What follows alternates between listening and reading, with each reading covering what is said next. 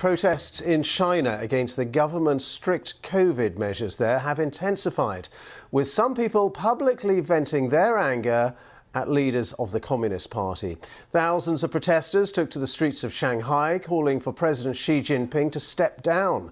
The BBC saw people being bundled into police cars. Police across Europe say they've dismantled a huge drugs cartel. Europol described the scale of the group's operations as massive and said it was behind about a third of the continent's cocaine trade. Nearly 50 people have been arrested.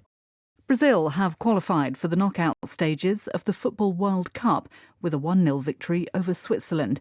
There were two entertaining games earlier. South Korea lost 3-2 to Ghana, while Serbia and Cameroon drew 3-3.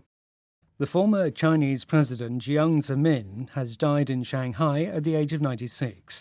Jiang Zemin took over from Deng Xiaoping in the aftermath of the Tiananmen Square massacre in 1989. He presided over China's dramatic rise in prosperity and influence on the world stage for more than a decade. An all-female referee team will take to the pitch at the Qatar World Cup later today for the first time in the history of the men's tournament. They'll oversee the match between Costa Rica and Germany.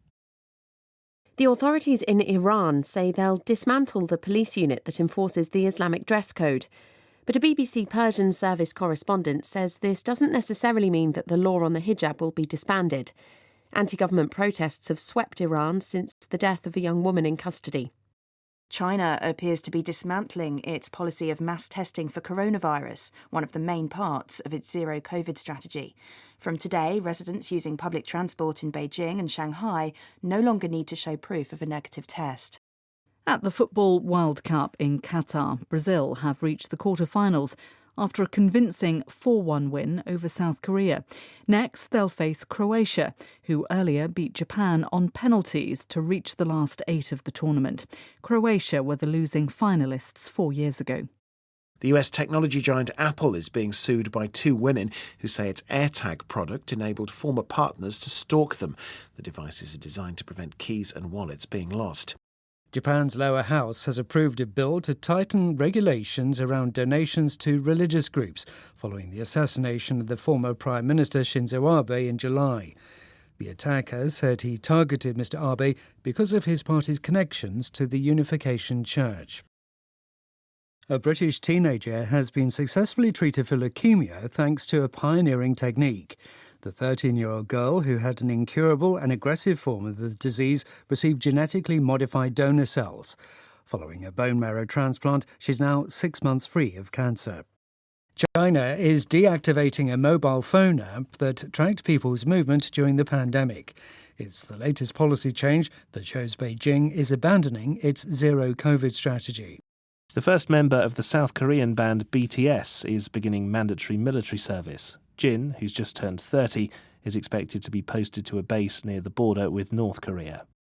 A court in the Bahamas has denied bail to Sam Bankman-Fried, the founder of the collapsed cryptocurrency exchange FTX.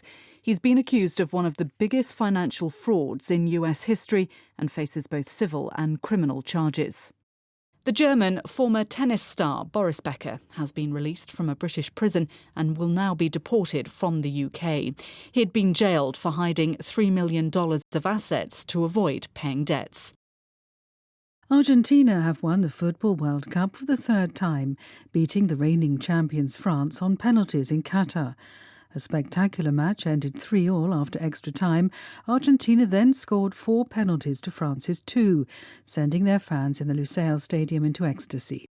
Lionel Messi has been hailed as possibly the greatest footballer ever after the Argentine captain led the national team to World Cup victory.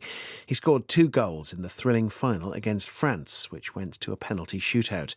Fans and pundits in Argentina and worldwide have been hailing his genius. Hong Kong has relaxed its COVID restrictions. Negative tests are no longer needed for bars and restaurants, and customer limits have been dropped for venues like cinemas. The moves follow similar ones in mainland China. The owner of Twitter, Elon Musk, says he'll resign as head of the company as soon as he finds someone foolish enough to take the job, as he put it. He tweeted that he would then just run the software and server teams at the company. The founder of the collapsed cryptocurrency exchange FTX has been extradited from the Bahamas to the United States. Sam Bankman-Fried was flown to New York, where he faces fraud charges. South Korea says North Korean hackers have attacked almost 900 foreign policy experts in the south this year. Officials said the hackers used phishing emails to trick their victims into divulging their login details. South Korea says it scrambled fighter jets and attack helicopters to shoot down several unmanned drones flown into its airspace by North Korea. One of them was reported to have flown close to the capital, Seoul. Taiwan's President Tsai Ing-wen has announced that all men will be required to serve in the military for 1 year. She said the current compulsory period of 4 months was inadequate to meet the growing military pressure from China.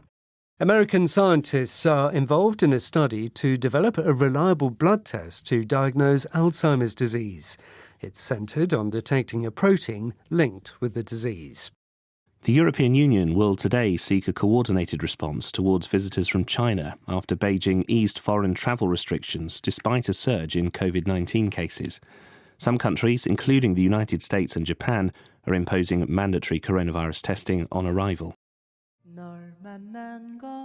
시청해 주셔서 감사합니다. 다음 시간에 뵙겠습니다.